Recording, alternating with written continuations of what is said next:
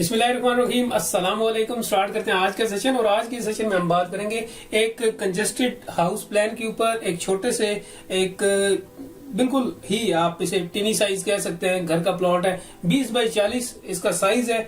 और इसके अंदर हमने कैसे ऑर्गेनाइजिंग की है वो आपके साथ हम यहाँ पर शेयर करेंगे। यहाँ पर मैं आपको बताता चलूँ, अगर आप ऑनलाइन काम करवाना चाहते हैं स्क्रीन पर दिए गए नंबर पर रब्ता करें। चैनल जरूर सब्सक्राइब करें, लाइक करें, कॉमेंट करें, शेयर करें और देखते हैं इसके अंदर क्या क्या है। So let's start.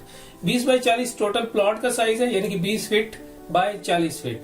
Main gate आ गया। यहाँ पर आप देख सकते हैं हमारे पास पोर्च छोटे साइज का है, 7 बाय 8 पोर्च का साइज है। इसके अंदर आसानी के साथ आप अपनी बाइक, साइकिल वगैरह पार्क कर सकते हैं। और इसी के साथ में बराबर में अगर आप इस साइड पे देखें तो डाइनिंग प्लस गेस्ट, आप इसको एज अ डाइनिंग भी यूज कर सकते हैं। और अगर आपके घर में, इस छोटे से घर में अगर कोई मेहमान आ जाता है तो वो भी आप अंदर उसको बिठा सकते हैं। इसका साइज 10 बाई 7 है, अच्छा साइज है अकॉर्डिंग टू प्लॉट। और नेक्स्ट हम अंदर चले गए। यहाँ पर हम देख सकते हैं कि लिविंग का एरिया 15 बाई 8 बाई 8 है। ठीक है, सोफास वगैरह यहाँ पर आप लगा सकते हैं। इस साइड पे अगर आप देखें तो यहाँ पर स्टेयर्स हैं। ठीक है, और इस साइड पे अगर आप यहाँ पर देखें तो एक सी बात है, यानी कि कॉमन बात, जो कि अटैच है आपके डाइनिंग प्लस गेस्ट के साथ भी और आपके घर के साथ भी अंदर, यानी कि लिविंग के साथ भी।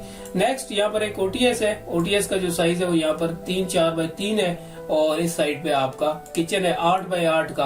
और किचन की बैग पे आपका एक ओटीएस है 8 बाई 4 का। बेसिकली ये जो बैग पे ओटीएस है ये वॉशिंग के लिए भी आप यूज कर सकते हैं, क्योंकि चूंकि घर का साइज काफी कम है तो ये बैक साइड आप यहाँ पर अपनी वॉशिंग वगैरह सारी कर सकते हैं 8 बाई 4 के एरिया में, और कपड़े वगैरह भी फैला सकते हैं। बेडरूम आ गया हमारे पास 10 बाई 12 का। और इस बेडरूम को अगर आप देखें तो यहाँ पर एक विंडो है, वो भी इसी ओटीएस के अंदर है।